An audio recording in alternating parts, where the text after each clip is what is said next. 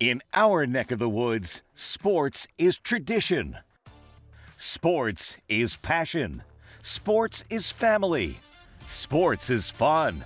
Welcome to our house. This is Southeast Sports Plus Live with Simone Eli and Gerhard Mathangani.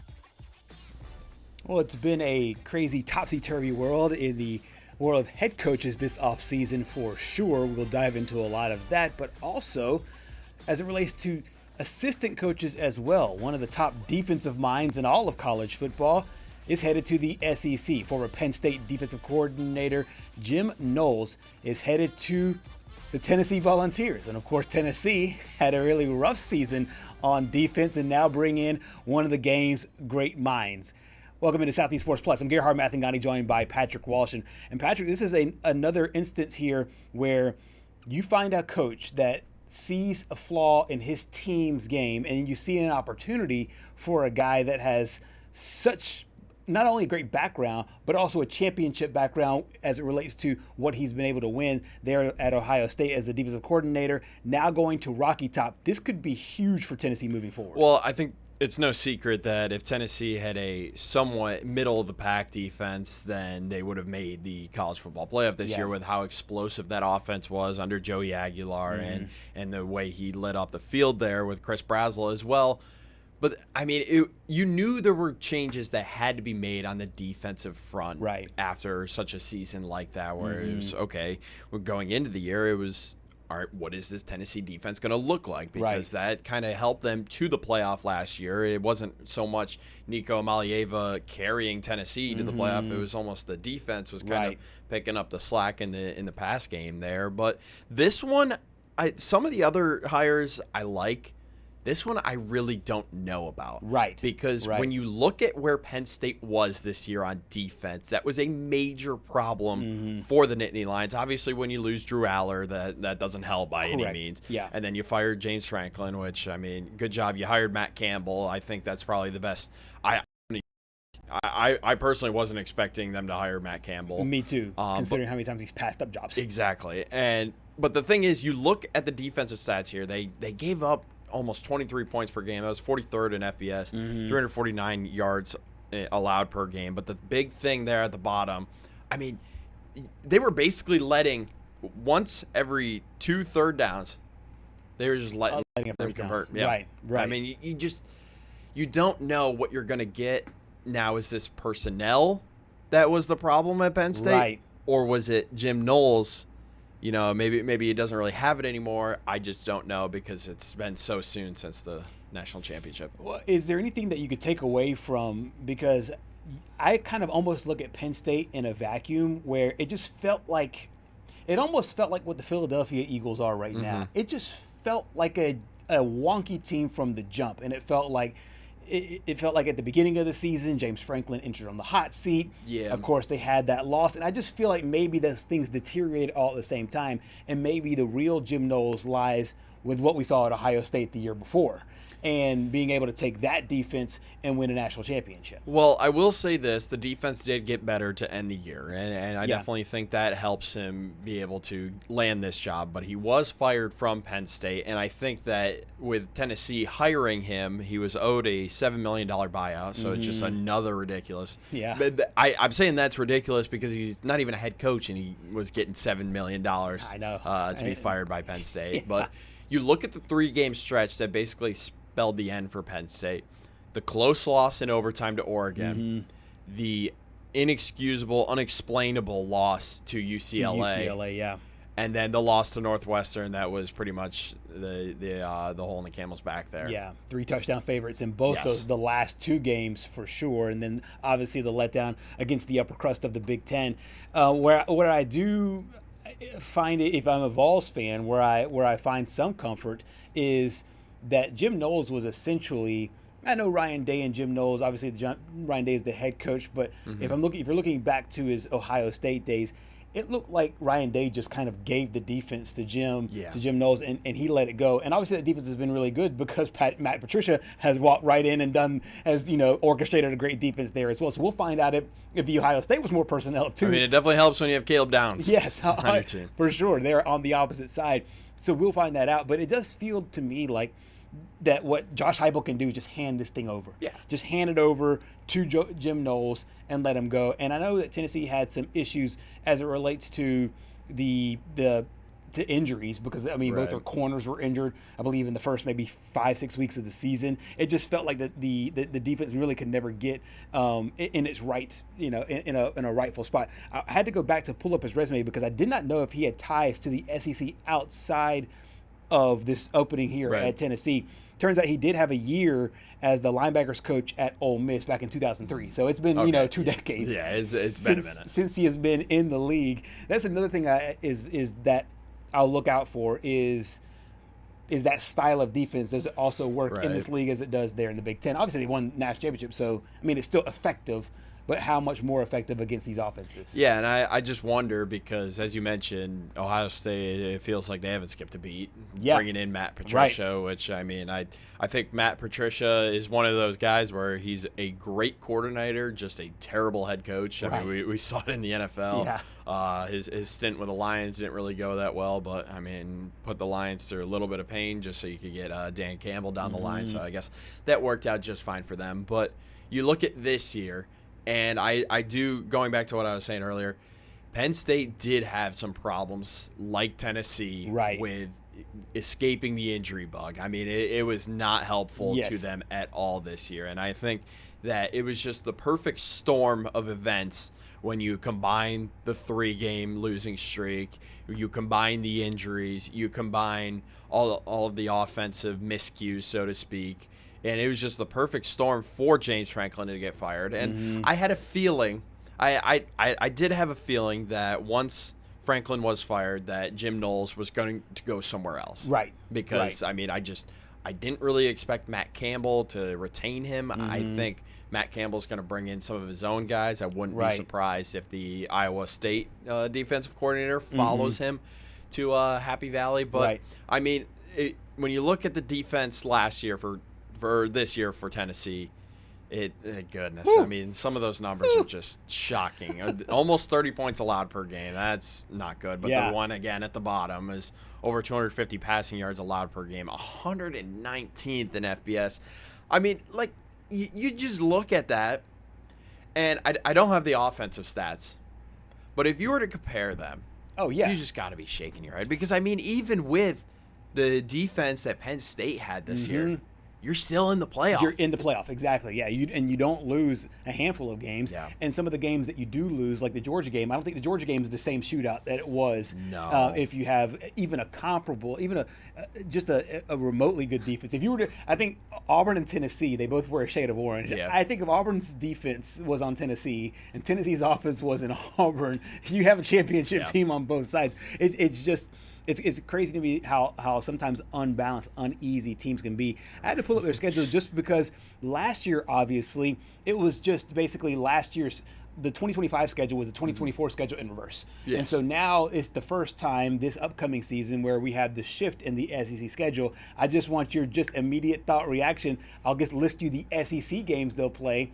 And Jim Knowles reaction on what Tennessee's schedule to the teams the offenses that Jim Knowles will have to schedule against in the SEC now that we're going under a different format, 9-team schedule, and not just the flip of last year.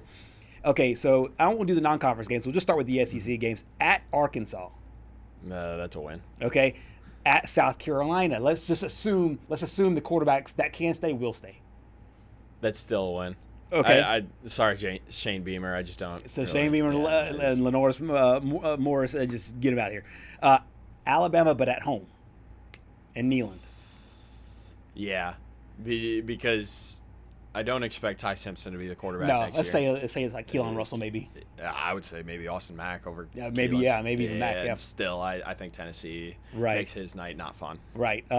Auburn at Neyland. Okay, that's again once either Ashton Daniels or maybe Deuce Knight or whoever they bring in from the portal. Yeah, I still think they win that game. Yeah. Kentucky at home. Yeah. Oh yeah. So that's 3 straight wins. As much we're gonna go to Will. We're gonna talk about Will Stein in the next segment. I like him, but I think the defense shuts whatever. Then it's LSU, whoever they'll bring in at quarterback. Oh boy, with Lane. It might be Bryce Underwood. Maybe we'll get to Michigan in the second hour of today's show. Yeah, but Yeah, I think LSU. LSU Lane to win. Kiffin's going to outduel Yes. Jim Knowles. Yes. And then after that, this is the reason why I want to do this, is this stretch of games. Oh, boy. LSU, then it's Arch Manning and Steve Sarkisian. That game at home at Neyland Stadium. Arch has played too many games. I think Texas comes out in that one. All right. Then it's Texas A&M. Let's assume that's Marcel Reed. Texas A&M's losing. I mean, I just don't have any. Mike Elko just lost everyone. All of his coordinators. All right. Both of his coordinators are now gone. Yeah. and then the end of the year, of course, against Vandy. Oh, boy. Assuming Diego Pavia's finally gone. Actually, he will be gone. He's going to the Senior Bowl. I think Vanderbilt actually wins because by then Jared Curtis will technically be a sophomore. Right. So my guess is he comes in and starts right away. There's no way. The game, I was just playing in my head, and this is the reason why I wanted to play it with you, is just the number of good quarterbacks they'll play next season. Potentially, let's just say everybody stays. Potentially. That's a brutal schedule. Could be, Taylon Green. It could be Lenore Sellers. Then whoever runs the quarterback at Alabama, you mentioned it, maybe Mack or Keelan Russell. And then for Auburn, it could be Deuce Knight. For Kentucky, I'm not sure. Then it's LSU and Lane Kiffin's offense. Then it's Steve Sarkisian offense with Arch. Arch. Boy. Then it's Texas A&M, and then maybe the best freshman quarterback in the country. I mean, Jared Curtis. This could be a murderer's row of offenses that he has to face coming up in year one. I mean, you talked about he's got to revamp the defense. We literally talked about Chris Brazzell, and this is just in. Pete Thamel's reporting that he's declaring for the draft. So they're going to have to find a replacement for their number one wide receiver. Right. More than likely, unless Diego Pavia wins the lawsuit, is going to have to find a new quarterback. Right. Maybe Jake Merklinger will step up. Yeah. I don't know, but yeah. I would expect this Tennessee team to look completely different next year. I believe they did sign a pretty decent 2026 class. Yeah. But it's that transfer portal that's going to be the big thing for them. Yep. And I trust Josh Heupel, so we'll see how it goes. We played that game saying that everybody stays the same. Obviously, things won't stay the same mainly because they will never. Mainly because the portal that will open up. We will in a few weeks. We will never see a season or an off season like last season where all those coaches stayed. Ever again. No. And I felt like that was just this year was just a carryover effect from nothing happening last year. Right. Yeah, absolutely. The transfer portal will open up in just a couple of weeks, and Josh Heupel, the Tennessee head coach, talked about that transfer portal. It's different this cycle, just the timing of the portal in general. I think it's a positive. For us, we'll look at what we've signed in this class, what we have coming back, and then attack the portal. How we continue to grow our roster to be ready to go compete and win a championship. I wouldn't say anything as of right now, but certainly here over the coming days and weeks, we will look hard at that. We're finishing up exit interviews with our current players now, and then be ready to attack that when it comes here. A great show up ahead today. Really excited about our lineup in the show that is ahead. We will talk once again with Colby Wilson joining us from Lexington, Kentucky. Holden Krusemark and company have a huge upcoming couple of weeks Thunder here. Pretty good, and they're led by an SEC star. That's exactly right. That's not even counting the football team that's about to play in the playoffs coming up next week. We'll catch up with our friend Holden Krusemark there, and then just not a lot of stuff going on in Baton Rouge. There never is. Yeah, I mean, just not an interesting team at all. Brian Holland joins us from one of the hottest spots in all of college athletics in Baton Rouge, Louisiana. Also on today's show, we'll dive a little bit more into one of the best defensive minds going over to Rocky Top. Also talking Kentucky men's basketball. Yes, you see that. Can they turn their season around? I think it's not looking good for the Wildcats so far there in the Bluegrass State. Sharon Moore fired for cause in a bombshell story that took over college football. We broke it yesterday, helped break it yesterday here on this program. We'll dive more into that. And we'll talk some Thursday night football, some best bets and things to look out for as the NFL season continues, as we wrap up the last few weeks of the regular season and get ready for the NFL playoffs. Keep it with us here on Southeast Sports Plus. We head over to Kentucky next.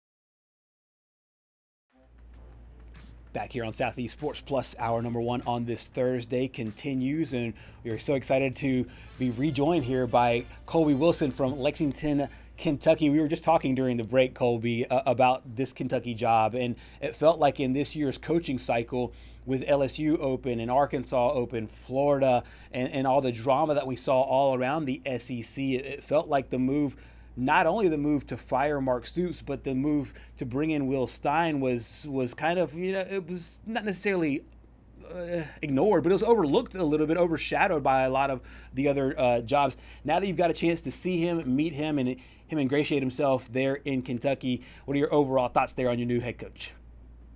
Yeah, I think I can speak for not just myself, but all of Lexington. A great hire that everyone is extremely excited about. Like we've talked about here before, I mean, these Bluegrass fans are eat, sleep, live Kentucky, and to also bring in a guy who is a Bluegrass native, who is from Louisville, played at Louisville, just right down I-64. I mean, people could not be more excited. And then he's a proven winner, did great things, obviously doing amazing things at Oregon, finding ways to win, and he's young, so he brings all the energy that you need. So I think it's a 10 out of 10 hire from Mitch Barnhart, and this fan base is definitely in support of that. Do you think they're going to be excited that they decided to go with an offensive mind in comparison to a defensive mind as the head coach? Absolutely. These fans want to get back to the offensive ways, kind of just like the blue blood, just grinding ways of offense. And there hasn't really been a lot of offensive spark in the past few years, and that's been the thing that's really missing. Of course, they always say defense wins championships, but you also got to put points on the board.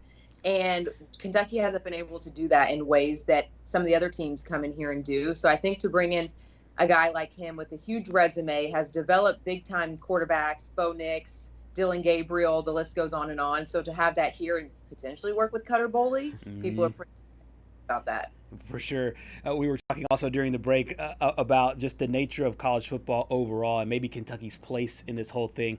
Will Stein is one of these guys. He's seen what it looks like at the mecca, so to speak, of money, and just how much money has influenced everything else to be able to build a team, build a roster, and know what it takes doing so under Dan Lanning. What all do you think that he takes from a program building standpoint from all of his stops, including when he was a player at Louisville, to his time at Oregon? What do you think that brings that will work there in Lexington to help basically meet the needs and meet the expectations of football fans there?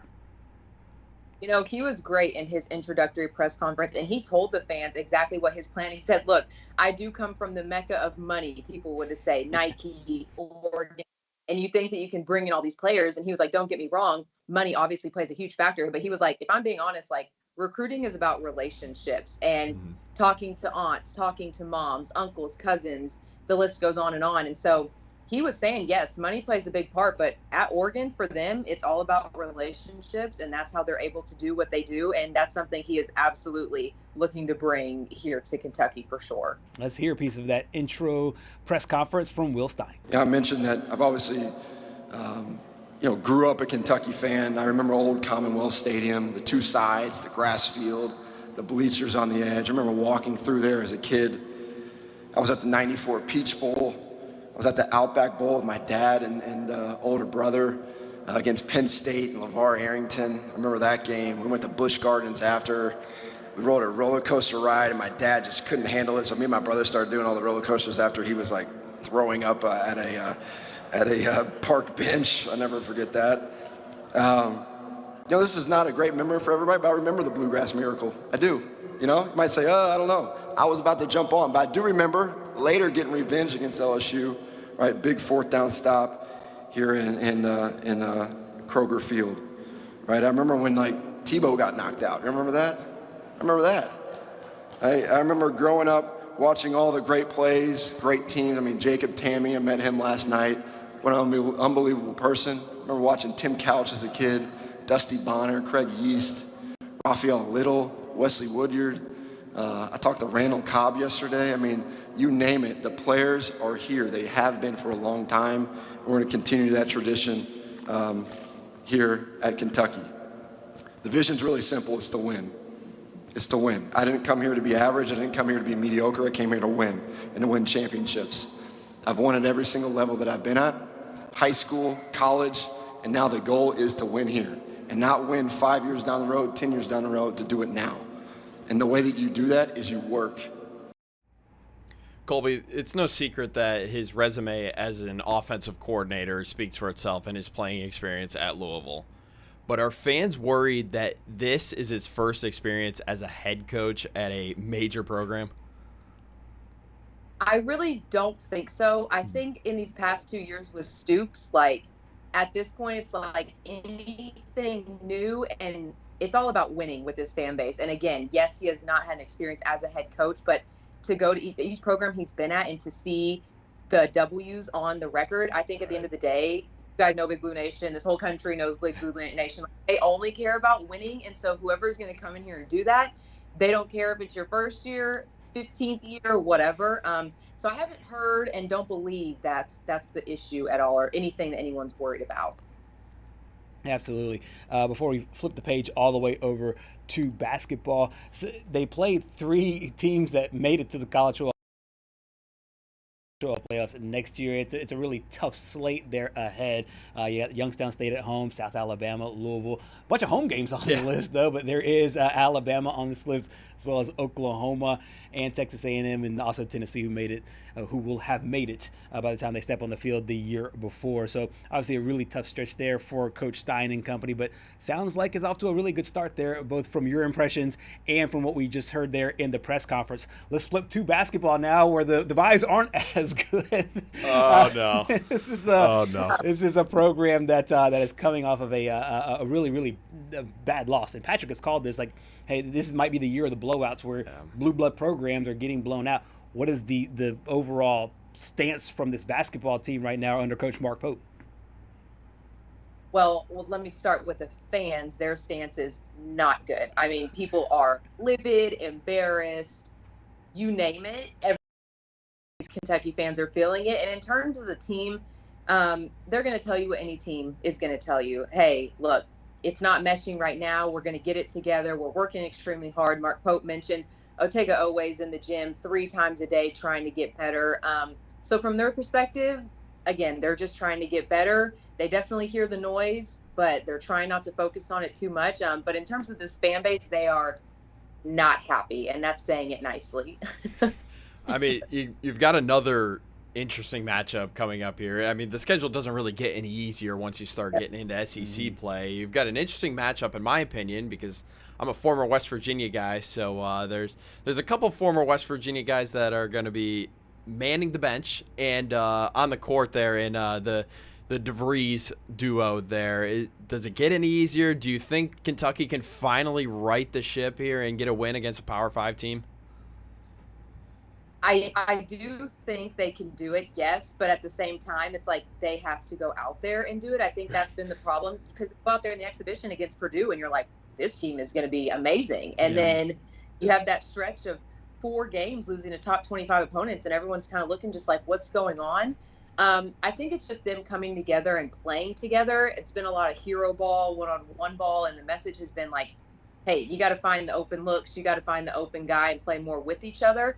I think after everything they're feeling, playing at home, at Rupp in front of fans, I'm hoping this is the game where they can flip the page and get on the right track. Do you think it might also be a mental thing here, just getting blown out like this after a few close games against prior P5 opponents?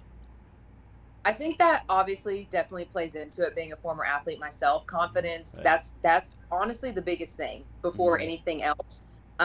So I think that's a piece, but in full transparency, I think it's really just going out there and playing together. It's like there's either they're playing well offensively or the next game they're playing well defensively, but it's never collective, which is the same thing we saw with football. This like getting punched in the mouth. One of the things that you said in your last time with this that stuck out to me, and the reason why it stuck out to me is because it stuck out to you, is when the captain and their leader mentioned effort might be an issue. Since that time until this time, have you seen that part of the game? Well, we talked about, you talked about playing cohesively, but from an effort standpoint, have you seen an improvement there and something they can rely upon as they get closer to SEC play? I think the positive out of that is Otega Oweh was the guy who made that initial comment. Now, they played North Carolina Central last game. You're expecting a win. However, there were a lot of effort plays that you want to see from your leader. Both, he had 2 defensive possessions in a row where he got steals and turned them into points. So from Otega himself, the effort's definitely there, but it's like one guy gives effort and then the next guy doesn't. Brandon Garrison got benched the whole second half last game because of the lack of effort. He turned the ball over, didn't get back on defense. Mark Pope was the most animated. Fans have probably seen him all season long, and they loved it. And Brandon Garrison sat the whole second half. And Cam Williams and Jalen Lowe, they didn't play the whole first half for reasons unknown. But you can tell Mark Pope is starting to send a message. So I would say maybe the effort from Otega is getting better, but lacking from other players. Yeah. Mark Pope seemingly was all smiles, obviously, when he got the job and then the success from last year. And as you've mentioned, it's turned a little sour since then. Let's hear from the head coach. I was disappointed in our defense tonight. I was disappointed with the fouls. I was disappointed with the late gap help. I was disappointed with our on-ball ball screen pressure. We need to be way more up the line, way more aggressive to turn a guy around rather than let him just kind of pick us apart. I felt like I felt like our third defender was hit or miss, and they did a nice job spacing the floor where the floor was really overloaded, so you just have your third defenders just naked on the weak side, and we have to make that play, and we didn't tonight for the most part. So there's a lot of room for us to grow. We got to clean up the fouls. We got to clean up the gap help. We got to take some pride in keeping guys in front of us. If we're going to be a really good team in competitive games, those are spaces where we have to grow, and this group will. I love these guys. We just need to get better there, and we will. Colby, Kentucky is 6-4 overall. The good thing is, though, they're 6-1 at home, so this game being at Rupp Arena kind of bodes well for them. Do you have a prediction for Saturday from either the game result standpoint or just the way this game will flow there at Rupp? Oof, that's a good question. Got me thinking. I think Kentucky will pull out the win. Okay. I really do. I think it's going to be a close one. I think it'll go wire to wire, but I think in the end, Kentucky's going to show up for their fan base and get it done. That's my thoughts on it right now. But next time I do, guys, I might have to eat my words. Hey, I like it. Well, hey, you've hit 2 now. Like diagnosing this team, the effort last time that has seemed to build, and now I think that this game can serve as a springboard as they move into the rest of the non-conference and going into the SEC. Colby, we always appreciate your time here on Southeast Sports Plus. Thank you so much for joining us. Thank you for having me. Absolutely. Colby Wilson joining us from Kentucky. And just like Courtney, I'm going to take her word for this. You know, Courtney, she predicted the Arkansas game. I might do it. I might just use Colby's her analysis. And I trust those that are right next to the program. And Courtney Wilson last time, she was like, hey, I think that this Louisville game might be the game Arkansas gets it done. And I think same thing for Kentucky. They can use this one kind of as a springboard there at home. Yeah, I would really personally, the fan in me would be like, I want to see Kentucky win this game by 30.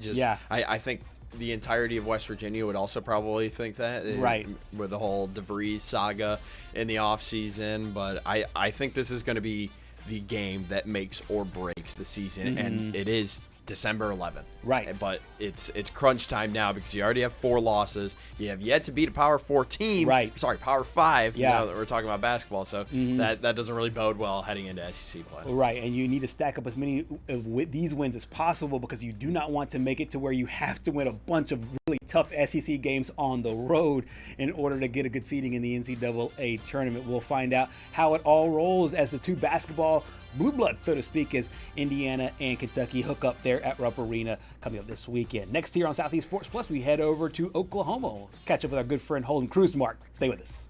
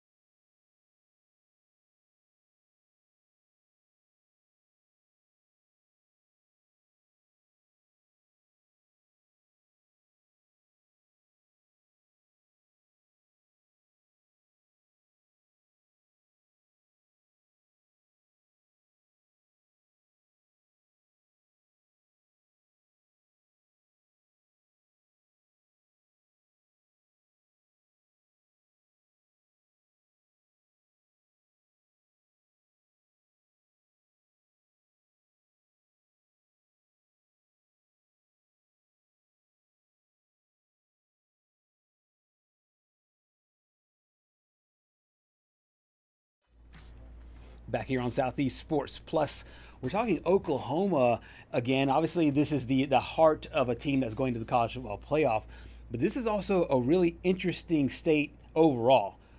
Basketball on both levels, the college level and the professional level. We are here with Holden Kruzmark to kind of break it all down here, because I think when you talk about Oklahoma basketball back in the day, it was, obviously a heated rivalry, and it's somewhat returned to that.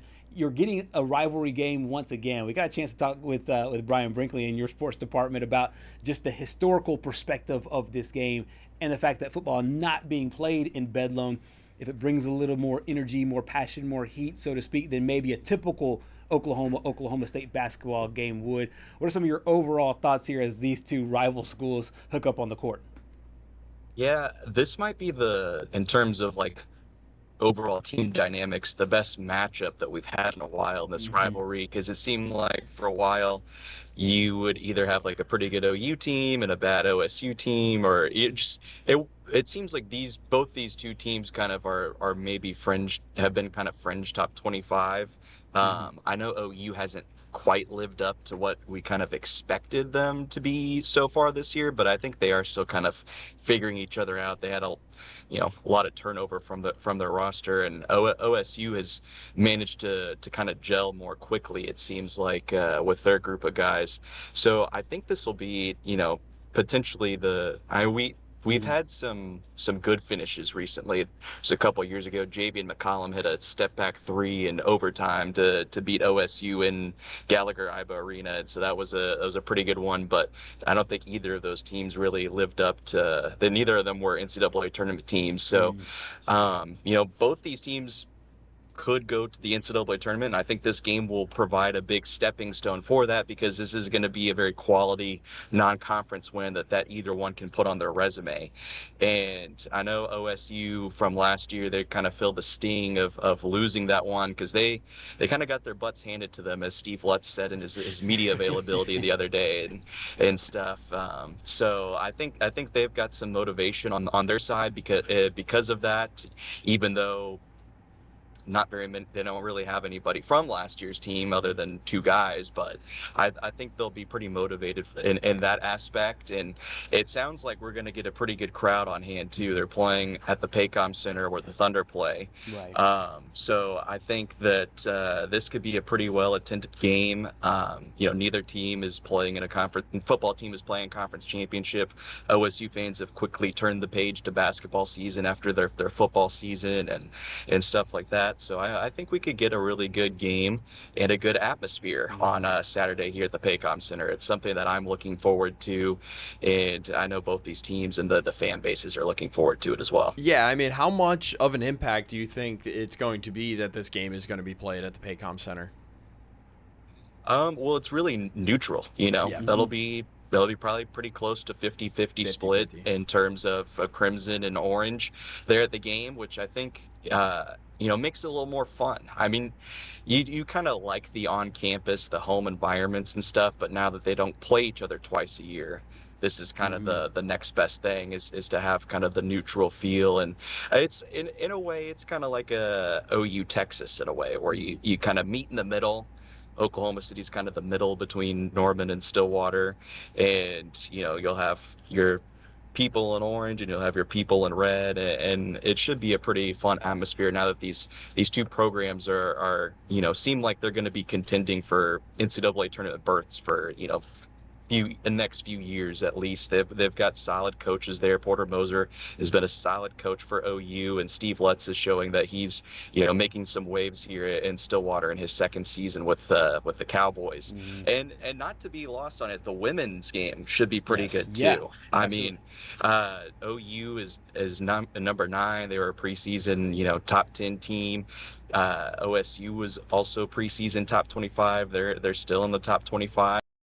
They haven't really played too strong of a schedule this year, the Cowgirls, but man, they have been scoring some points. They've been both OU, their OSU, their men's and women's basketball teams have been putting up points like crazy. And I was telling this to Brian recently. I was like, if you added up the combined average like points per game scored for a men's and women's team within one school, I was like, OSU's got to be at the top. Like the women have scored like 100+ points in like 5 or 6 games, something like that. So, and Jenny Baranchik's teams, they can score some points too. So we might get some high scoring action in the pay comp center. It might not be too far off of what a Thunder game looks like, the final score. I almost think, now that you got me thinking about the combined men's and women's, I think the only school that could trump them is probably LSU. Yeah. Oh, yeah, LSU. Because yeah, 9 of 10 games they've scored 100+. Right. On the women's side, I know the men got blown out by Texas Tech the other day, but I still think that's their only loss this season. I think so, yeah. Yeah. I mean, it should be really. Yeah, go ahead. Yeah. Oh, I just didn't know about the LSU men, how they were doing. So that's kind of, LSU, OSU, that's got to be the top 2 highest scoring teams question for men's and women's basketball this year. No question about it.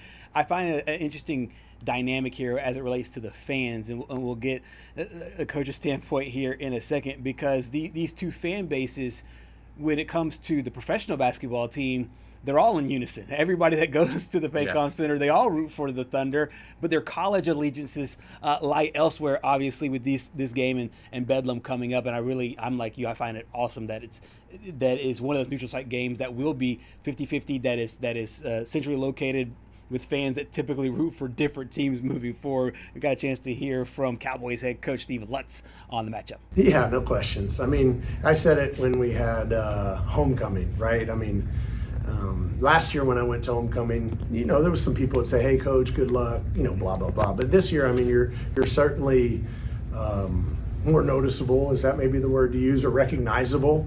And when you're 9-0 and you're doing well, and there's so much history here of success, and everybody you talk to just talks about, hey, let's get Gallagher-Iba Arena rocking again. Let's make it rowdy again, all those sorts of things. So when you have some success, people notice, and our fans are awesome. They always speak and say hello and tell you congratulations. And I mean, we're going to be at the crossroads here really soon, right? Where if we continue to have success, the fans are going to have to feel it, because we've said it from day one that, hey, coach, you just got to win. You got to put a good product on the floor. Well, we're winning. We're putting a good product on the floor. So let's see Paycom be full of Cowboys this weekend. Let's have a lot of orange and black in that arena, and let's dominate that arena, and then come back and follow it up next Thursday, and then next Saturday, and then whatever that is, 29th. It's time to fill the arena. It really is. So this is interesting, because I know you talked a little bit about Porter Moser, and we talked with Brian yesterday of OU just trying to find a little bit of consistency on the hardwood. Do you think that he's on the hot seat at all? Because, I mean, it's hard to think with a 6-3 start and how competitive the SEC is nowadays in basketball that, you might have to start having these conversations maybe. Well, they were having conversations last year. Yeah. And there was a point where the fan base had really kind of turned on him. I would say even half the media had kind of been writing the nail in the coffin for Porter Moser. And it didn't really, I don't get it. I mean, it's to me, when you're making coaching changes, you have to prove that you can bring somebody better in. And I don't know how many better coaches you could bring into OU basketball than Porter Moser.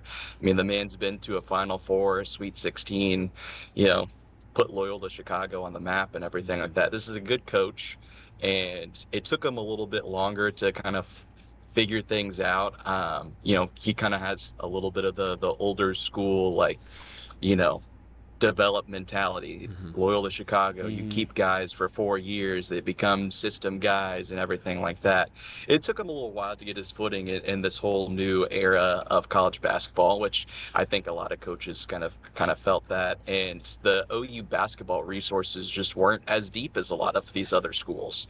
And that kind of had one arm behind his back for Porter, that he just didn't have the amount of resources that a lot of these other programs did, and so people were kind of ready to closed the Porter Moser chapter last year, and I kept telling people, I was like, look, if you want to fire him, you got to fire him now. Don't give him a chance. Yeah. And what happened? He got hot. The team got hot. They found their footing. They went to the NCAA tournament, and I think that bought him at least an extra year. And just the way, like, it seemed like he really attacked the off season really well. They've got good talent. It's just about finding consistency, like we talked about with this team. They just, you know, there's times where they put it all together, and you're like, wow, that's what this a good team could be. Like right.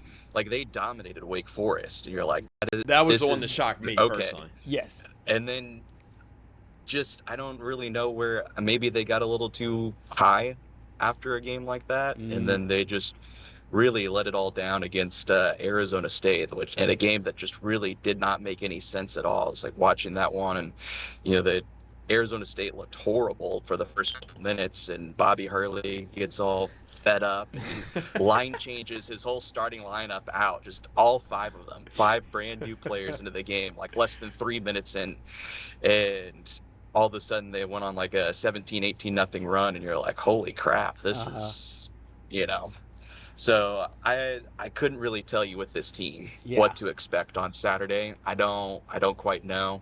When they're on, they're, you know, probably one of the 6 best teams in the SEC. Right. When they're off, they're probably bottom 4 in the SEC. Right, so right. Just let's marry that somewhere in the middle, you know, and let's, you know, get this, as Mark Dagnall likes to say, let's get this car back on the road, guys. Right. That's a big Dagnallism, is getting the car back on the road, and you know, all that stuff. So sure. we have a lot of Dagnallisms. Well, that, I can tell you one thing. You said you don't really know what to expect with this Oklahoma Sooner team. We've grown to know what to expect with this Oklahoma City Thunder team, and I mean, goodness, 24-1, tying the Warriors in 2015-16. Are they going to break the record of 73-9 this year? Do you honestly think? You know, we have a Thunder preview show before the season started, and you know, we had one of the Thunder guys on and stuff like that. We're talking about, you know, kind of wrapping the show up. What do you think season's going to happen? And Brian and our guest Daniel both were like, you know, they'll probably win around like 60 games, maybe not win the title again this year. And I was like, at the end, I kind of joked at the end. I was like, well, you guys are being a bunch of negative Nancys here. I said, you know, I'll just say it. Thunder are going to break the Warriors record, and they're going to repeat as champions. Kind of just joking in a way to, you know. I mean, you can't even joke about it and anymore. stuff like that. But I mean, it's real. Yeah. I mean, even the only thing that could really slow them down is if SGA got hurt. Oh, don't start saying that. Start knocking on some wood. You still have seen what they've been able to do with players out. I mean, J-Dub hadn't played but the last 6 games so far this year. He's their second best player, and he missed a bunch of time. Chet's missed time. Isaiah Hartenstein's missed time. Lou Dort's missed time. Alex Caruso, Cason Wallace, on down the list. I don't think there's maybe a single player on this roster that's played in every single game so far. Because even SGA finally missed. He sat out a game this past week against the Jazz on Sunday. So I don't think there's a single player that's played every single game this year. So it just doesn't really matter. This is all the Clippers' fault. I know. Yes, I blame all the Clippers' fault. NBA blame the Clippers. All basketball fans blame the Clippers because it has been an absolute gauntlet for this basketball team. So whoever does lose in the Paycom Center in Bedlam, it'll be the first Oklahoma team to lose in that building all season because the Thunder certainly haven't done it. Their only losses up in the Pacific Northwest there in Portland. Holden, you've been awesome, man. Thank you so much for your time here on Southeast Sports Plus. Appreciate it, guys. Absolutely. Holden Kruzmar joining us from Oklahoma City. To me, if I'm like, you know, just saying some guarantees in sports that feel like you have to just look 4 months out of the road, 5 months out of the road, this feels like the safest bet in sports. Yeah. I honestly wouldn't be shocked if they lost less than 5 games. I mean, that's less than. So not even breaking the record. You think shattering the record? I at this point, I wouldn't even be shocked because it's just like takeover mode every night. It's like you're playing 2K on rookie mode. Right. And SGA just, activates takeover mode every 3 minutes. I mean, it's just absolutely unreal. But as you mentioned, the only thing you could hope for is, SGA not to get hurt, because I think you can live with some of these other guys being hurt. I mean, you went 24-1, and all of your guys haven't really played that much together. Yeah. You're doing it without J-Dub. Chet's been out a few games. But I think he got me thinking. I think the last time an Oklahoma team lost in the Paycom Center was game 1 of the finals. Because I think Thunder won game 2. Then they won game 4. Or they won game 5, and then they won game 7. And then game 7, yeah. So, it has been a very, very long time. It took Tyrese Halliburton to do it. It did. We'll find out what happens there in Bedlam. Always appreciate Holden Cruzmark for his time. I know it's a super busy time because that basketball team is great. The college basketball teams are getting back on track. And, of course, the football team will open the college football playoff next week. Coming up next here on Southeast Sports Plus, we close up hour number 1 with some great news for a Alabama defensive star. We'll have that and more next.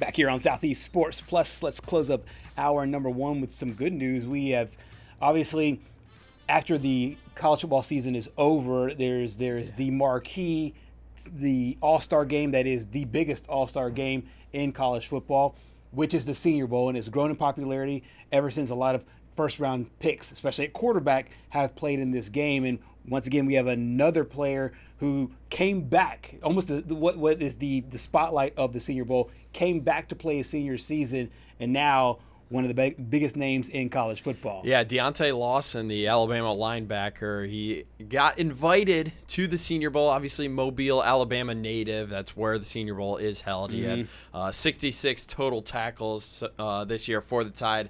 I think there was no bigger moment for Alabama this year for him than that big fumble recovery against Auburn 100%. to secure the Iron Bowl. So, and the Senior Bowl did a great job with getting his family on the call when he got the invite. So it was a really cool moment, and he's been a big piece of that defense this year. Yeah, he certainly has, and I think that if they're going to make a championship run, you can't do it without the defense playing big, and they won't be able to do it without Deontay Lawson playing big, and we'll see how he fares in the playoffs, and then he'll come back home to Mobile, Alabama for the Senior Bowl. Hour number 2 of Southeast Sports Plus is next.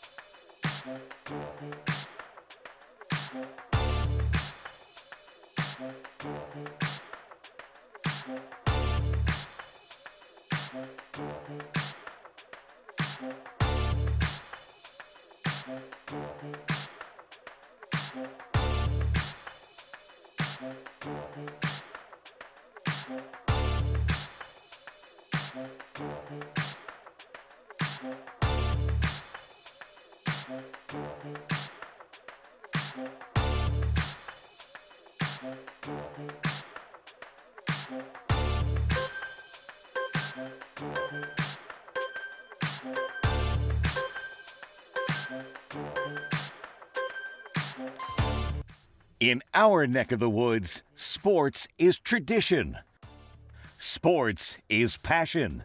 Sports is family. Sports is fun. Welcome to our house. This is Southeast Sports Plus Live with Simone Eli and Gerhard Mathangani. In a news that continues to rock the college football world, Michigan is looking for a new head coach after they fired Sharon Moore yesterday with cause after an inappropriate relationship with a staff member. The fallout will be long, wide, and the ripple effects could go all over college football, even entering other programs. We will see how it all shakes out and how it relates to the SEC coming up on this show. However, before we jump forward to more about college football, there was really only one thing that we could do here, and it's a big announcement. Obviously, from your perspective, yep. I'm Gerhard Mathangani, welcoming in our news director, Gene Kirkconnell. Hey, everybody. And Gene, let's just do it. Yeah, man. Maybe there's a little bit of background. We're sitting in Mobile, Alabama. Yep. We produce this show Monday through Friday, 3 to 5 Eastern Time. And it's distributed all over the country through the entire SEC footprint. And they're watching in Honolulu right now. Right. So there's a bunch of people watching all over the country, and this would not be possible with the two of you guys. Thank you. Yes.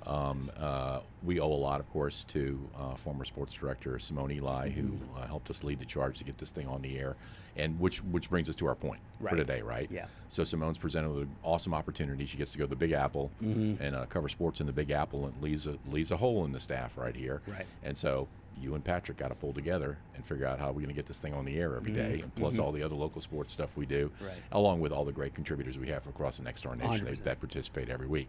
And so it requires people to step up and do more. And so, by way of peeking behind the scenes and seeing a little bit about what makes it work and the specialness of the people here, I'll just read it, and it'll become apparent what we're doing. It says, during a time of unexpected and challenging transition, for his grit, initiative, focus on quality, and collaboration to ensure that Southeast Sports Plus and our local sports operation serves Gulf Coast viewers and our national audience with the highest quality content via a superlative level of behind-the-scenes performance and on-camera presentation. Congratulations, Patrick Walsh, Patrick Employee of the Month. Thank you. Thank you. Obviously, that was we wanted to surprise you with that, and there it is. Hold it up to the camera. There you go. Right there. So, yes, it's Employee of the Month, and I second, third, fourth, and fifth everything that he just said. Super deserving, and as you mentioned, with Simone going to the Big Apple, obviously this was something that she helped cook up, but there was one person to help drive this entire thing. Yeah, man. And it's Patrick Walsh. And because you are driving the show, it's hard to surprise you with a lot of things. So you sat down here. I was like, all right, what? Like, what's going on? Like what did I do? Like that's the first thing. It's like, what did I do? You know? Well, what did I do wrong?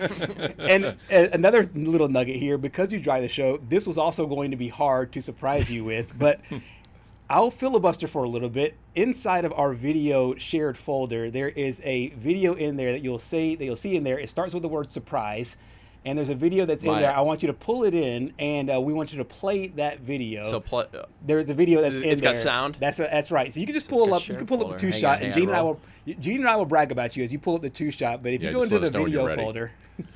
Yeah, I mean, the thing that, Patrick joined us and was apparent straight out of the gate when he first came back during the summer before we even launched the show that we had a special guy on our team. And he just really jumped in and learned a lot. Yeah. He learned it fast and started learning a lot even faster. Right. And it really was a baptism by fire. But you could see, like, day by day, first it was like, oh my goodness, this train's coming at me. And then you could see it's like, hunker down. Right.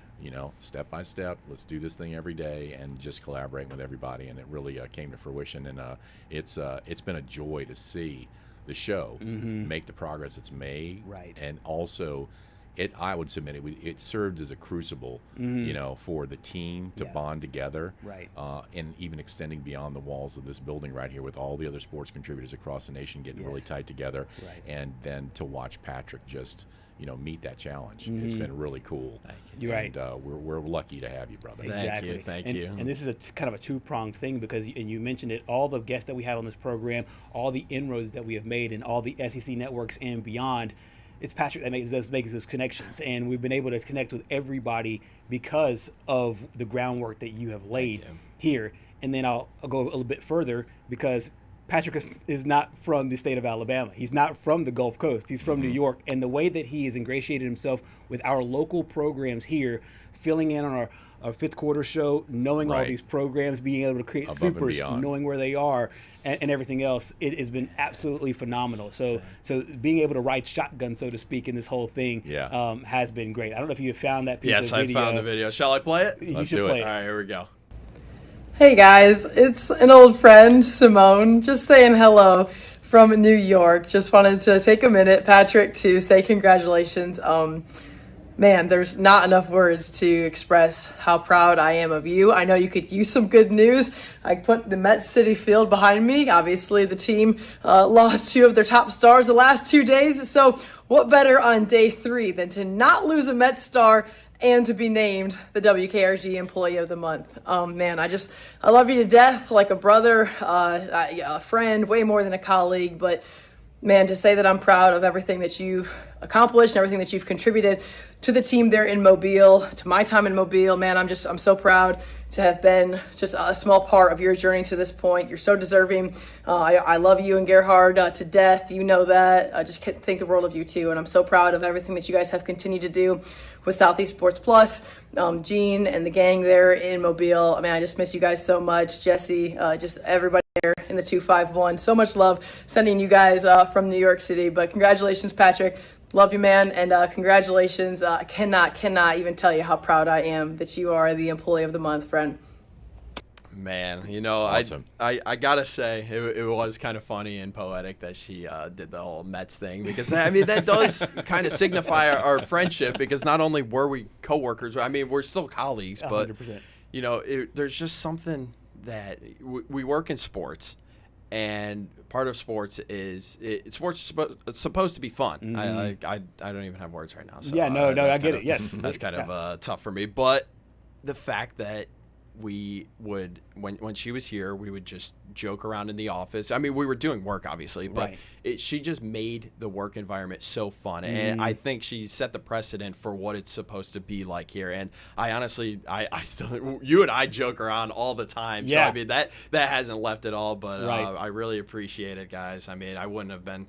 This would have never happened if it weren't for you, Gene, for putting us in this position and being able to make this happen. So, I mean, I really do appreciate everything and all of the hours, because, I mean, it was a long road to get here. You know, there were some long nights, some questioning on, like, hey, like, is this going to work? But, I mean, with your leadership and everything, it's been great. And, I mean, we've had so much fun. We've met so many good people. We've established so many great relationships on this show, and it's really fun to be able to do this and to continue to do this. So I really appreciate it. I think that Providence was on our side, and there really couldn't have been a better group of people to take this thing from the germ of an idea, and slog it through that first, month or so of just challenge after challenge, technically and all, and just put it over the finish line, and then just keep adding distance, beyond that tape. Right. And so I think we're in a place and we're in a time where, I really do believe that fate has put us, together to meet the challenge, and it's over delivered on every metric that I could imagine. Right. And I can only think of what's coming in 2026. So thank you. Absolutely. Thanks, Simone. Yeah. Patrick, proud of you, brother. Glad you're on the team. We couldn't do it without you, and well-deserved honor. Thank you. I appreciate it. All right. I'm illegal with y'all. There's one thing, though, that the great Kobe Bryant said: job's not finished. Job's not finished. Job's not finished. Exactly. Congratulations once again. Thank you. Patrick Washer, Employee of the Month. And I also have to apologize because I derailed a well-produced segment from Patrick. It's okay. We will get back to it here on our program today. Yes. Thank you again, G. Yes, thank you again. But yes, news of the day, obviously, Sharon Moore and Michigan now looking for a new head coach, and where that can spill into SEC waters.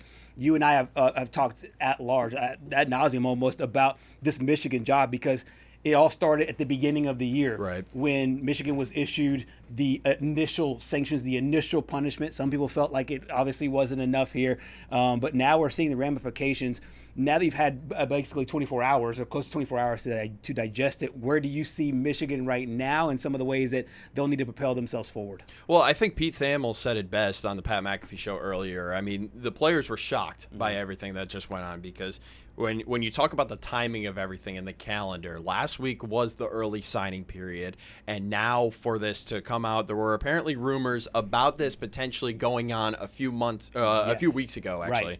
Right. I don't think there was credible evidence at that point yet. I do not believe, I never believed that Michigan did this on purpose after the signing day. I just don't think that the evidence was there yet, but it clearly yesterday there was inexcusable evidence that something had gone on. But, you know, it is unfortunate for a lot of people because, you know, obviously it's unfortunate for his family. I'm thinking about his family and everything. But at the same time, this is a person.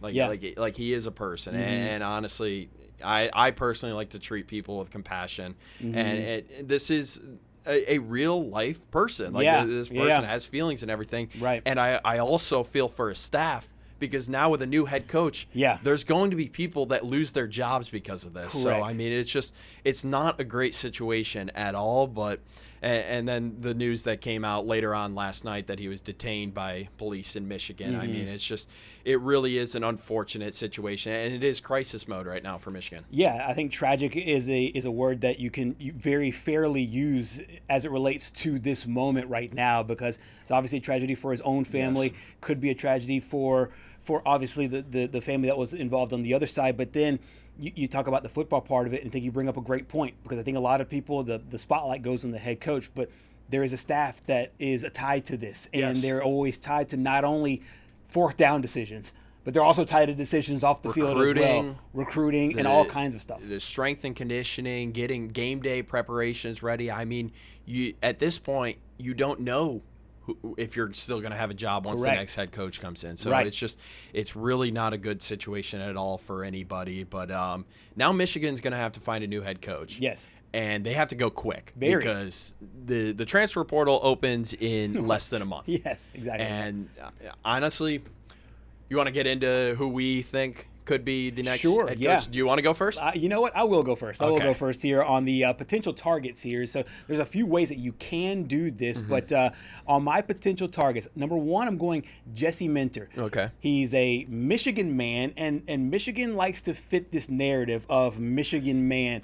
I think every coach that has coached that program, I think outside of Rich Rodriguez, had ties to that program in some way, form, or fashion. Either they played there as an assistant coach there, but I mean, or they tried something different with Rich Rod. And Michigan's just known for running a pro-style offense, and he's been the more run college-style offense, and it just didn't work. And ever since then, it's just been back to the pro style. Right. And so you have Jesse Minter, who has close ties to that program. Obviously, was the defensive coordinator when they won the national championship. Ties to the school. He's now in the NFL with Jim Harbaugh. He's one of the guys that went with Jim Harbaugh. Everybody will say, but he's got to show cause. From my understanding, that show cause will run up sometime pretty soon. It doesn't seem like his show cause was as long or as penial as some of the other ones were for some of those guys. It's not like Jim Harbaugh's, for example. Right.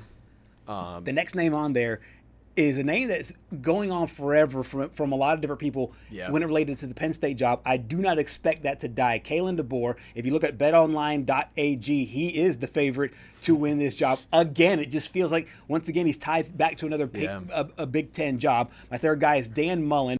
It felt like the football part of him needed to be revitalized when he was fired from Florida. Went on TV back. Yes, exactly. Went on TV for a little while. I thought he did a great job with ESPN as an analyst, and I think the results showed on the field. This year, UNLV 10-3 so far on the season. I think that he can carry that momentum to another high-profile job. Next one, Brian Daboll. I think a lot of people will scratch their heads. He just got fired for the Giants, but he does have coaching ties in college with Nick Saban.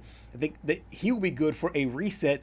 But instead of Dan Mullen's reset where he goes on TV, I think his reset is going to the lower level in college football. And John Gruden, really, on my notes. I like that one. John Gruden, on my notes, I just put, why not? Why not? Why not? I mean, he's got ties to one of the biggest donors at Michigan, and Dave Portnoy. That's right. He's an employee of Dave Portnoy. Yep. I do like Gruden, but I also like, as I pull up mine here, I also like Kalen DeBoer, and I honestly would be shocked. Okay, yeah. I know we talked a little bit about Kalen DeBoer and Penn State didn't really make sense. Mm-hmm. This one makes a little bit more sense to me because Okay. when he coached at Washington, he obviously wasn't in the Big Ten then. It was still the Pac-12.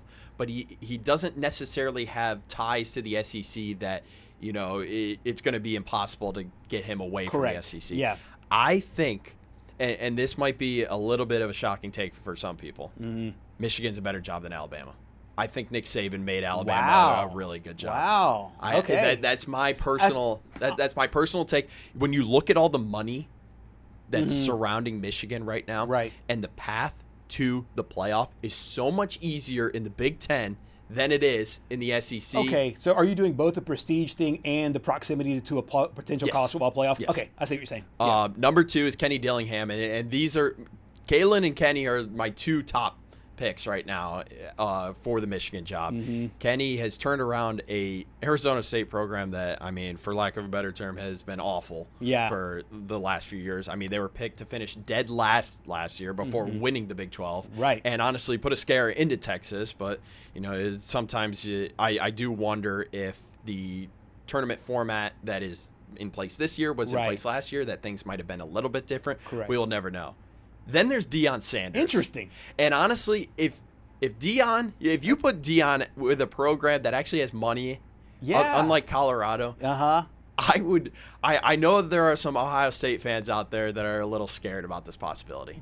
I mean, I never really even considered this, but he's been in the cold weather city. He's a really, really good recruiter. Another thing about Michigan kind of considers themselves like the Harvard of the of the North, the public Harvard, so to speak. And it's a different kind of student athlete that you have to bring there onto campus. Right. I do think Deion's style would ruffle some feathers there a little bit. Deion actually, out of all, I have a list of honorable mentions outside of the 5 that I had. Deion didn't even make it, so that's a good one. You know, you said a special type of student athlete for the Harvard or the North, and that's where I'm going to go with next, Clark Lee. Yep. Because I do think with Clark Lee's past, he's not tied to the SEC as well. Yeah, he is tied to Vandy. He is tied to Vandy. Right. But I could honestly see him leaving Vanderbilt to go up to Michigan. I mean, money does talk in college sports. For sure. And honestly, in any sport, when it comes to being the head coach at a program like Michigan as well. Right. So I think Michigan, and then Marcus Freeman is kind of like my wild card there. I don't think he's going to be the head coach. Yeah. But you gotta at least reach out to him and make him say no. Right. Here's my thing about, and I do like your picks, but the thing is, Michigan is, I don't think they're able to take the risk on a guy that's never been a head coach. That's a good point. Yeah, they just rolled the dice. Because you've got Bryce Underwood that just took all of Michigan out of his, social bios, right, and might be going to a place that we're going to head after this break down to Lane Kiffin at LSU. Could that be a possibility? I don't know, but you got to hire a guy that is an offensive mind. You know you're going to have a good defense at Michigan because, Michigan, Ohio State, 2 great defensive-minded programs. But you got to find a way to keep Bryce Underwood, or else he's going to go down and join the Tigers. I love it. And we will go down to join the Tigers there as well. I had a couple names that were honorable mentions, pie in the sky. Lincoln Riley at USC. Dan Lanning at Oregon, maybe PJ Fleck at Minnesota, just some names to throw around. What we do here in this college football world. Next up, we go over to LSU and find out just how that Lane train is moving here a couple of weeks into his tenure there in Baton Rouge. Stay with us.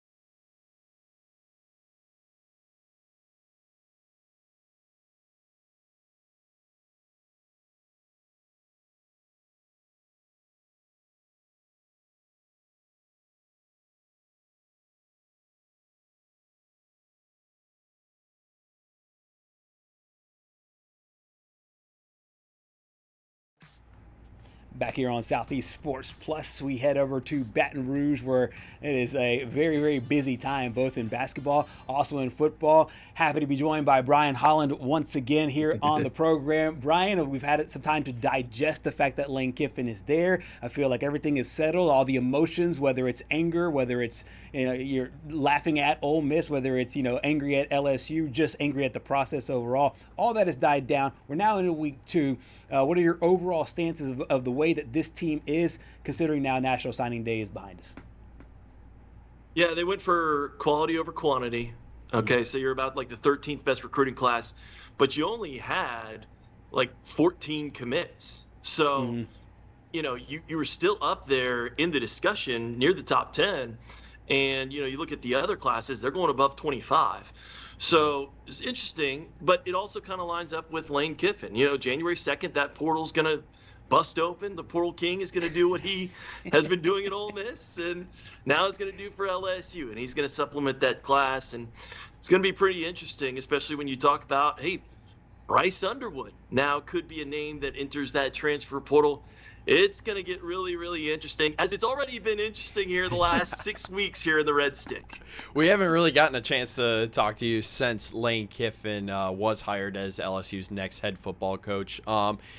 Talking about some of the rummagings around the Ole Miss program, it seems like some players were actually kind of disgruntled by the whole situation unfolding over the last month. Would you expect there to be more or less players that actually go once the portal opens to go from Ole Miss to LSU, or from Ole Miss to somewhere else? Yeah, it's going to be a mixed bag. Obviously, I don't actually know from inside Ole Miss how much they actually like their new permanent head coach, so I can't speak to that. But I have heard rumblings that there's going to be 3 or 4 key members that are going to probably be in purple and gold next year. And so it's going to be really, really interesting as well to kind of go now through the NCAA waiver process with Trinidad Chambliss. Does he follow his, former head coach and come to LSU as well?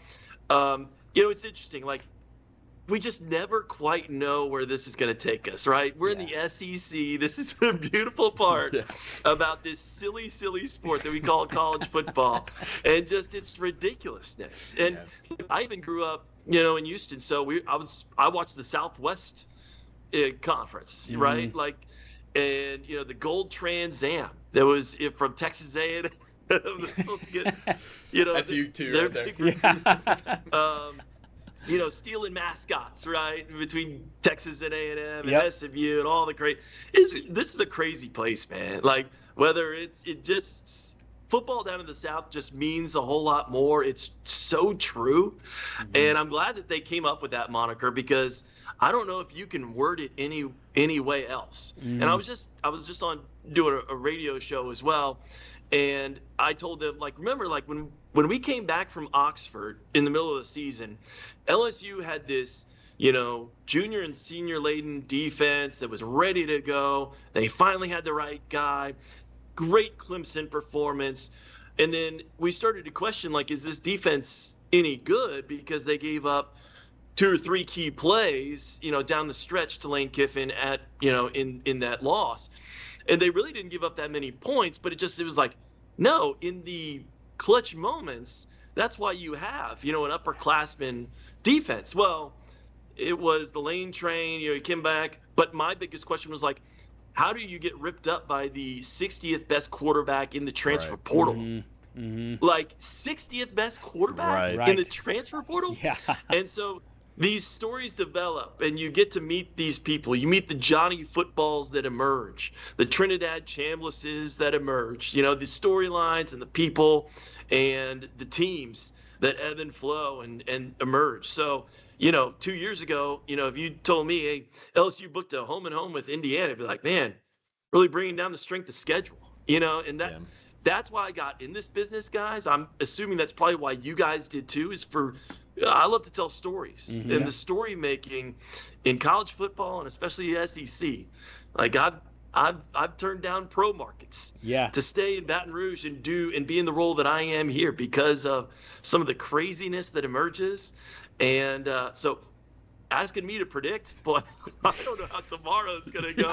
I didn't realize that Sharon Moore was somehow. I mean, it's just like pick any week of the college football season, something crazy happened. That's why we're here, right? Yep. Yeah, and I mean, you touched on stories, and one of those stories going on in Baton Rouge right now is Charlie Weiss Jr. returning to Oxford for the college football playoff run. I wanted to know what your thoughts were on that, because I believe there's also 4 other future LSU assistants that followed him back up to Oxford for the run. Yeah, and Ole Miss, had these big claims that they were gonna, once he got to Oxford, he wasn't coming back. Yeah. And then he turned that into a raise at LSU. So good on him, man. Good on you and your agent. If you can get it, go get it. That's capitalism. That's the world we live in. So it is what it is. But it's I find it ironic that they didn't want Lane Kiffin on the sideline, because that was going to be a walking advertisement board for however many weeks that they're in the CFP for LSU. Okay. And also consider the image that he's going to be in Ole Miss gear, because that's a part of the deal. Right. Anyways, now you have the exact same thing. Yes. Probably a few less camera shots because he's the offensive coordinator. But, buddy, they have those cameras set up there in the booth to get Charlie Weiss Jr. at least 3 times. Still going to be an advertisement for LSU. Yep. So I don't know what changed. I'm glad that someone gets to go and experience that CFP run. I'm sure he and his family love that he gets to do that for his professional career and what he gets to experience and take with him now to LSU. Man, good on them for, I guess, Ole Miss for eventually going, we'll let some people in the door and we'll let him experience that. So I am happy for those staffers to get to do that. Yeah, exactly. And like you said, all they're doing is building the calluses for when the big games come up, when LSU is in those big games. So, I mean, it's just going to be, number one, a different advertisement for that team. For LSU, there's a chance to end off the season on a really strong note there. Playing Houston in the Texas Bowl, it feels like a road game for LSU, and I'm assuming obviously Coach Frank Wilson will lead this group as they go in. What are some of the things you want to see from LSU as they try to end off the season not only with the win but springboard into 2026? Yeah, you want to see some of those young guys emerge. Obviously, that's kind of the stock answer. I think anytime you see an LSU uniform, whether it's the Texas Bowl or, the Music City Bowl or the CFP, you want to see the physicality and you want to see the fight. You don't want to see the tweets at the end of the game of, the snark from the other side going, SEC, huh? So right. You never want to run into that. And by the way, I think LSU fans, look, there was a tweet that came out from the University of Houston. We have sold our allotment for the bowl game. There has not been a such announcement or tweet from the LSU side. So now, thankfully, it's a 4-hour drive. So you can decide probably, the night before, day of, maybe, because it is a night game. Hey, you know what? Let's just run over to Houston. It's a good steakhouse, good Tex-Mex, and we'll drop by the game, whatever we want to, quick trip. So, they can at the last second do that. But because they had already scheduled a home and home for 2 years from now, it just kind of feels like, oh, really? Like there wasn't a lot of excitement on this side. They're like, oh, we have a home and home with Houston. Now you're going to the Texas Bowl. Add on top of that, you're taking on, I grew up in Houston, so we called it Houston High. It's kind of like the safety school, right? Like couldn't get into UT&M. And then, couldn't get into Baylor, TCU. So let's throw the application towards Tech. Hey, at least they have basketball. Hey, they got a good, I can't wait to get to the Fertitta Center. I haven't been over there. It looks amazing on TV. Yeah. No question. Houston High is still cracking me up. So LSU going into this game is actually a 3-point underdog there. How different, maybe it might be hard to quantify, but how different will the team that takes the field there in Houston look compared to the team that takes the field in 2026? Because you mentioned the two words that I was going to say. You took it straight out of my head, Portal King. Because Lane Kiffin, I think, will kind of reinvent what LSU looks like moving forward. Is this kind of what we'll see in this bowl game, the last iteration of the Brian Kelly stench, so to speak? Yeah, I don't think so. I don't think it's going to look anything like it, because obviously you start with quarterback. That's the most influential player there on the field. Look, it's not going to be the same quarterback. I think that's been pretty much understood behind the scenes, is that, like, he's going to obviously transfer. You're going to get, obviously, the Portal King involved. And then I think one of the things that I'm looking forward to is, look, Harold Perkins has already declared that, or accepted an invitation for the East-West Shrine game. So even though he hasn't completely come out and upfront said, hey, I'm not coming back to school next year, I'm going to the NFL, the other one, Mr. Whit Weeks, who, oh, by the way, is dating Landry Kiffin, Lane Kiffin's daughter, sat front row. I think we had a shot of it as well, because I was the man behind the camera. And I tweeted it out first, like, hey, he is right in the middle of the family in the family photo. There he is. Yep. There he is, Mr. Whit Weeks, in between Layla and Landry. How about that? And so it's going to be interesting. He has not said anything either. He has not declared anything. Whit Weeks still has eligibility. And I think he's taken a liking to not only Lane Kiffin, but Lane Kiffin bringing back one of his best buds, and certainly one of his favorite coaches, Blake Baker. And that staff is back. And I've had some people talk to Blake.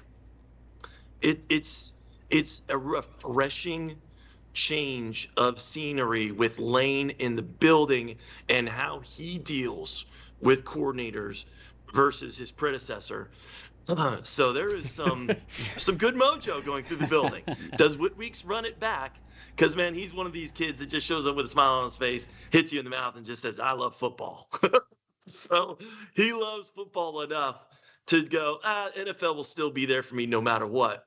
Let me try and go win a natty with my future father-in-law as well. Ooh, we predicted a future. You said you would predict the future. I don't know. Maybe it happens.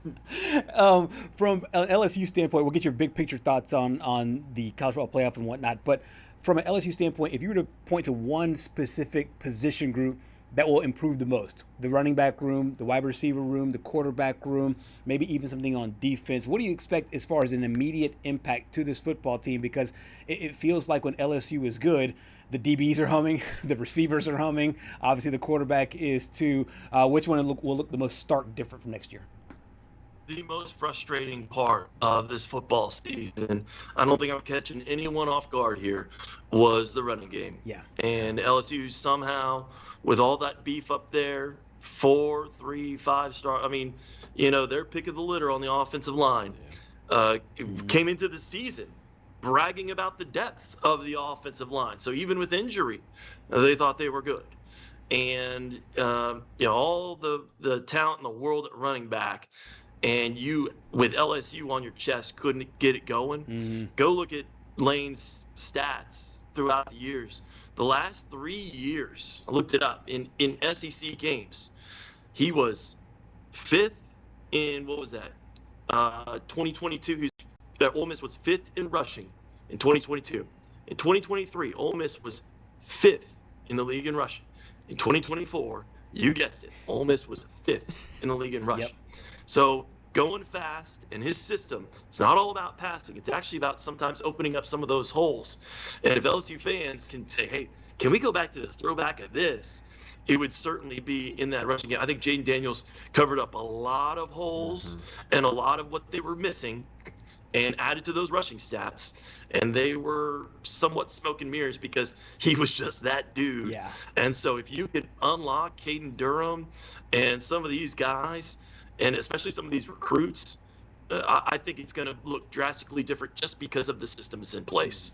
Brian, I know LSU fans are counting down the days to next football season already, but a lot was made about this weekend's reveal of the college football playoff bracket. I wanted to get your thoughts on how everything went down, Miami being in, Notre Dame out, and then Alabama also staying in. I have no sympathy for anyone on the chopping block who then just goes, "Oh, we got by the chopping block." You're like, yeah, you put yourself there. Yep. I don't care about the margin of victory. Do I think that Notre Dame was one of the 10 best teams in the country right now? Absolutely. I think that they and Miami should have been in.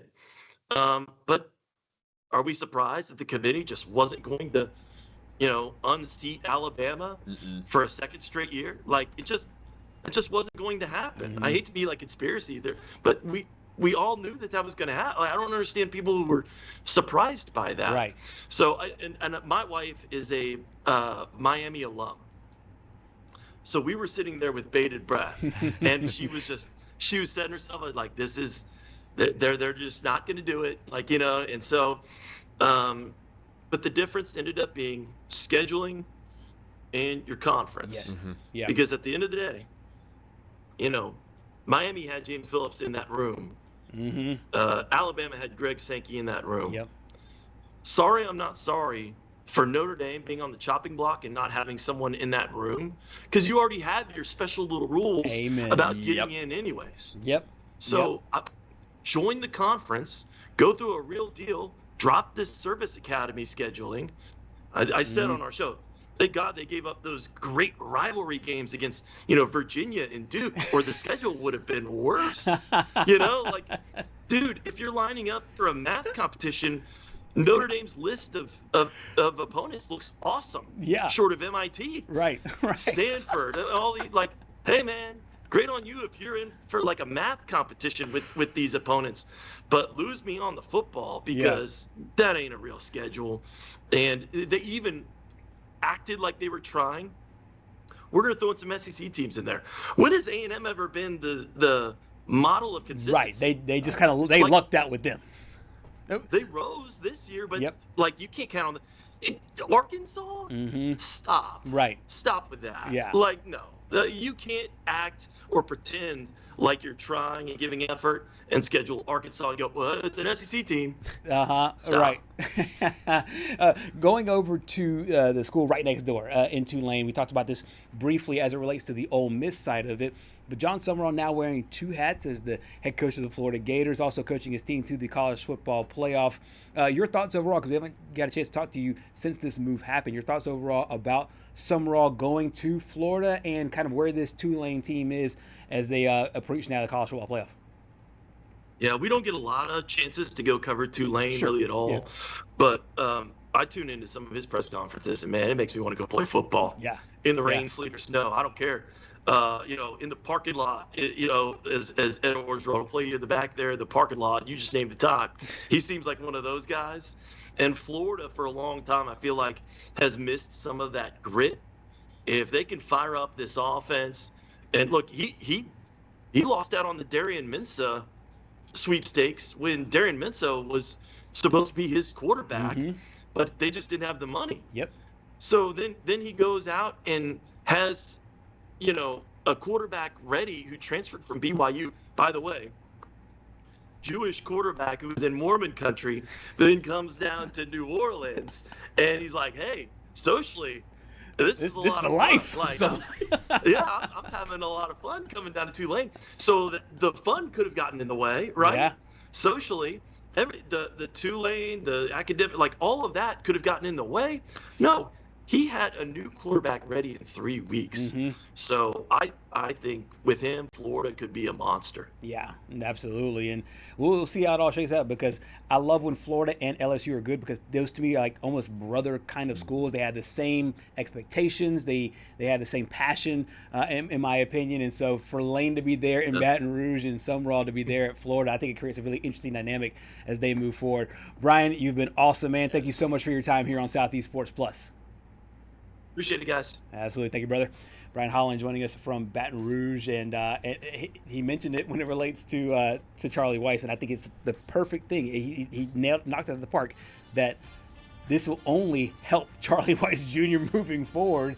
I know that Ole Miss has some bad blood here, but if you're an LSU fan, you're watching those games, even if it is blowout, you're watching those games keenly knowing, hey, he's getting his chance to coach in these big moments. I mean, he is going to be a walking billboard for the LSU program, and especially if Trinidad and Kejuan Lacey and Winnie Watkins. You know, he mentioned that there are a few big names that could be following Lane to LSU. Right. The one I would watch for is Winnie Watkins, the wide receiver from Ole Miss.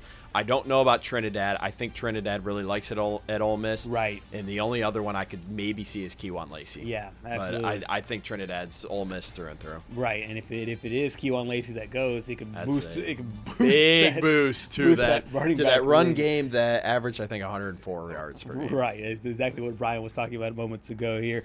Great guest here on our program today. We will talk some NFL football now as we transition into another week coming up tonight, and all of the SEC ties playing on Thursday Night Football. Stay with us.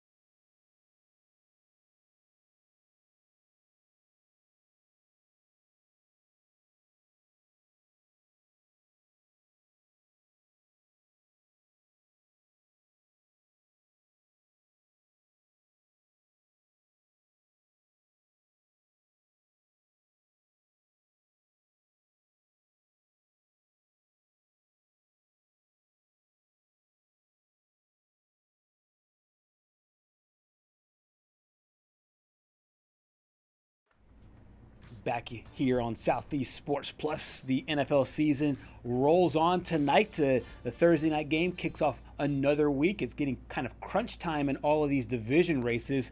I think chief among them, one of the big ones has obviously been the NFC South, which has always been hard for forever for people to digest. And another big one here tonight, the Falcons and Bucks going at it here to open up Week 15 here. 19 former SEC players will hit the field today. The offense right now, I love the way you titled this in our show rundown. The offense is in the emergency room here. Yeah, if you're Tampa, I mean, it's just been not the year that you've been expecting. You got off to that hot start, and you thought everything was going to be fine, that Baker Mayfield would just carry you to the playoffs. But as you can see here, Mike Evans, he's played 4 games. He's going to lose his streak of 1,000-plus receiving yards in every season, I believe, unless for some reason he just has, like, 300-yard games to end the season. Like, it just isn't going to happen. So Mike Evans has played 4 games. Jalen McMillan is yet to play in a game. I think he's finally going to make his season debut tonight for the Buccaneers. And then Bucky Irving, their number 1 running back, has only played 6 games together. And as you can see on the bottom, Evans and Irving have played 3 games together. Insane. So it's just been like, I think Holden Kruzmark said it about the Thunder, where they haven't really the true starting lineup from last year's finals hasn't even played a minute together yet. Right. That's kind of the case here for this Tampa Bay offense, but Baker has not been playing well as of late. It feels like literally just a month ago he was in the MVP conversations, but 7 touchdowns, 4 interceptions in his last 5 games. That's not going to cut it. And there's not been any real consistency with this offense, Right. and largely probably because of what you just showed there on the graphic. They just haven't had the same personnel on the field game in and game out. But it does feel like the injury issues. I know he suffered a shoulder injury earlier in the season. It just felt like his body hasn't been right. The offense hasn't been right. And since then, they've been kind of clunky. And as you mentioned, it goes from MVP conversation to now, fighting for their spot there in the NFC South. We got a chance to hear from Baker Mayfield ahead of tonight's game. Just over-communicate. When we start to get the game plan in, you have to squeeze a couple days into one. Over-communicate what the looks we're expecting, what the checks are, the alerts, especially, when it comes to blitz pickup stuff. They're able to. That's for me. That's really the really important part, just because they pressure a lot. They bring a bunch of different fronts, different pressures, guys kind of all over. So that's really the emphasis for us this week. And after that, it's just over communicating what we're trying to get done. A little bit, yes and no. Just since we played them week 1 and whatever week we're in now, that there's different personnel, guys, injuries and all that. So some changes, but yeah, schematically, we know what they want to get done, how they want to attack. But there's also just based on who they have in there, they've changed a little bit. So it helps some familiarity, but you got to adjust. Baker Mayfield, of course, went to Oklahoma. It was a Big 12 school at the time that he was there. Of course, Oklahoma now into the SEC, and one of 19 former players that will be in this game that played in the Southeastern Conference. You also have Josh Williams, Sterling Shepard, who played at Oklahoma, Elijah Simmons, who played there at Tennessee. Yeah, and then Chris Braswell from Alabama there, Deion Jones from LSU, Jamel Dean, the Auburn guy, and then Tyke Smith from Georgia, as you can see on the bottom there. Mike Evans is officially questionable, so we didn't know about his status for tonight's game, but you believe he might be actually good to go. Yeah, I was actually speaking with our chief meteorologist, Ed Bloodsworth, who is shout out to Ed. He's a huge Tampa Bay Bucks fan, and he's optimistic. He's on all the boards and finding out, all the reports and the I guess the general thought that is that if he's 80-90%, that he's going to go. And speaking of his college days, he was an absolute beast when he was at Texas A&M. Just a monster there with Johnny Manziel in those days. And they're in the SEC. And then moving over to the Atlanta There's Falcons. another beast that was also in the state of Texas. A huge one. Bijan Robinson. Yep, that's exactly right. So Bijan Robinson, he continues to absolutely dominate there for the Falcons. You see the numbers, more than 1,000 yards and 5 touchdowns so far this season. I feel like if Tampa is healthy, then Bijan will have to be able to run the football to keep them off the field, because you don't want that dangerous offense with multiple possessions. Yeah, and I think the rush yards are there this season. It's just the one thing that's kind of shocked me. Yes, he's been playing great, but only 5 touchdowns this year. And it's been a little bit interesting, because it almost felt like when you were looking at games and you're trying to figure out like your best bets, which we'll get to after this breakup coming, it was like, Bijan Robinson, yeah, I'll pencil him in for 2+ touchdowns last year. It almost felt like a surefire bet last year. But, this year it's just been a little bit of a struggle. I think he's only had one game where he scored 2 or more touchdowns. And I think it was against the Bills earlier in the year. But this matchup to me is interesting, because when you look at going into the year, you would have thought that this was probably going to be for the NFC South. 100%. And the Falcons have just been so strange this year. They beat the Bills, then got shut out by the Panthers. Right. And it's just been up and down, up and down. I mean, they just lost to the Jets a few weeks ago. Right. So there's just been no consistency with this team, and it feels like the Buccaneers are on a free fall right now, and, the Panthers are just behind them. But I think the Falcons are going to have to rely on Bijan Robinson, but the X factor for me is good old Kirk Cousins. He's still got it. The Falcons, when they signed him in free agency, everyone was like, what in the world are they doing? Because they just drafted Michael Penix. But I think he served as a great set of an additional set of eyes and an additional voice for Michael Penix when he started. So he's going to be my X factor tonight, but Bijan's got to carry the load. Right. I think this. I don't know if the line of demarcation was when they drafted Michael Penix, because there's been, as you mentioned, some up spots there, some down spots for this team, but it just felt like. It felt for a while like the franchise really didn't know what it was doing at quarterback, because not only did they sign Kirk Cousins, but they signed him to huge money, and then next thing you know, you draft a rookie quarterback, and then it's like, oh wait, do you think you're good enough with a veteran quarterback to get you over the top, much like a Sam Darnold, or are you resetting the whole thing and going with a younger team to try to to boost a younger crowd altogether, to have Penix in there with guys like Kyle Pitts and Bijan Robinson and all those guys? It just felt like they didn't know what they were doing, and then they kind of live in this no man's land, which they feel like they've lived in for forever. Exactly. And you brought up Kyle Pitts, and we're going to talk about some of the former SEC guys on the Atlanta Falcons, as we talked about Bijan Robinson, Malik Heath coming over from the Packers. He went to Ole Miss. Felipe Franks from Arkansas, and then, as you mentioned, Kyle Pitts Sr. over there from Florida. Moving right along here, Charlie Werner from Georgia, Jovan Gwynn from South Carolina, Jake Matthews from Texas A&M, and Leonard Floyd from Georgia. And then rounding it out here, Ronnie Harrison Jr. from Alabama, James Pierce Jr. Man, that guy was a one-man wrecking crew over at Tennessee. And then Jalen Walker from Georgia. Yeah, and you have to know that Jalen Walker is going to have a lot of fans there with the Athens just down the road. The Georgia Bulldog fans are hyped up because they're in the college football playoff. His former team is there as well. So it should be a lot of fun action from all of the former SEC guys on Thursday Night Football. We will have our best bets to close out the show coming up after the break.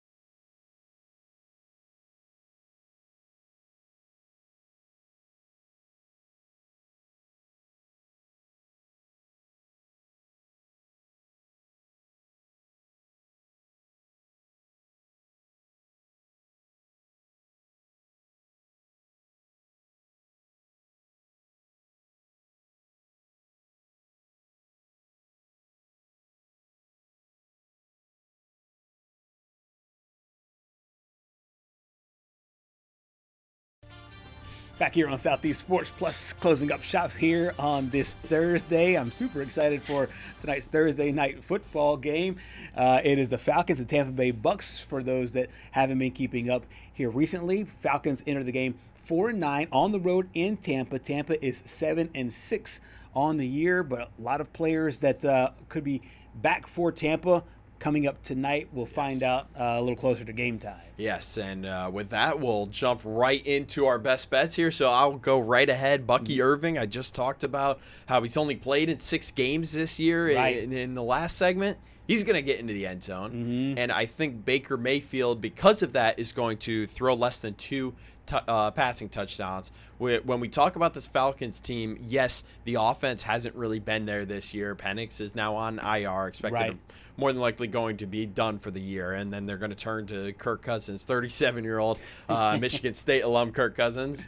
But this pass defense has been really good, and A.J. Terrell has been a lockdown corner for this team. I believe he was the defensive rookie of the year Yes. when he came into Right. the league. So I mean, he's been great, and they held the Bills to I don't remember the exact number, but they kind of made Josh Allen look silly. And again, as I mentioned, they beat the Bills, but then they lose to the Panthers, and then it's just been up and down for this team. So I think they are a great pass defense team. It's just I don't know on the other side. And then I think Tampa Bay wins this game by 5. And no, they cover it pretty easily, I think. Okay. This is a 10-point win. This is a get-back game for Tampa Bay. And because, I mean, when you think about it, the only team that's really playing for anything in this game is Tampa. Is Tampa, right. And they are playing to get back because they have lost 4 of their last 5 games. And they're only the Panthers win. are like right there. Exactly. Yes, the Panthers are right there. Carolina sits 7-6 so far on the year, and they still have to play Carolina twice. Yes. The first game will be in Carolina in 2 weeks, and then the next game will also be back at home there to close out the regular season. Roll the dice here, and good shot there on Tampa Bay because it looks like the line has just moved within the last few minutes. So you got it at 4.5. A lot of money must have come in on Tampa. So you got the better number because now if you're betting it, you're betting 5.5. So you got a better number. I like Egbuka, the phenomenal rookie for Emeka Egbuka, phenomenal rookie out of Ohio State. I like him to have a big game. I'm going to go with the anytime touchdown. I didn't want to go with the yards because I don't know how much he'll split with Mike Evans if Evans does play. I just feel like once they get into the red zone, they will like the rookie there in those situations. Anytime touchdown plus 165. I think this is a big get game for Baker Mayfield as well. I like him over 219.5 yards. You got to lay money to do so. You have to lay 111 in that line there in order to have that one go your way. I just think once again, hand in hand with the Egbuka thing, I just think that the weapons are back and he'll be back. I think this last one shocks me a little bit more than that. Bijan Robinson under 73.5 rushing yards. The main reason why is I just think that Tampa will have more possessions to just keep the Falcons off the field enough. And then between him and Allgeier, they just won't have enough to be able to run the ball in order to eclipse the 73.5 yards. I just don't see a lot of points from the Falcons today. I do see that. And Tyler Algier has kind of taken over as a second back. And sometimes, it's been shocking the amount of time that Bijan spent on the sidelines. But I might have to go take Bijan over. I love it.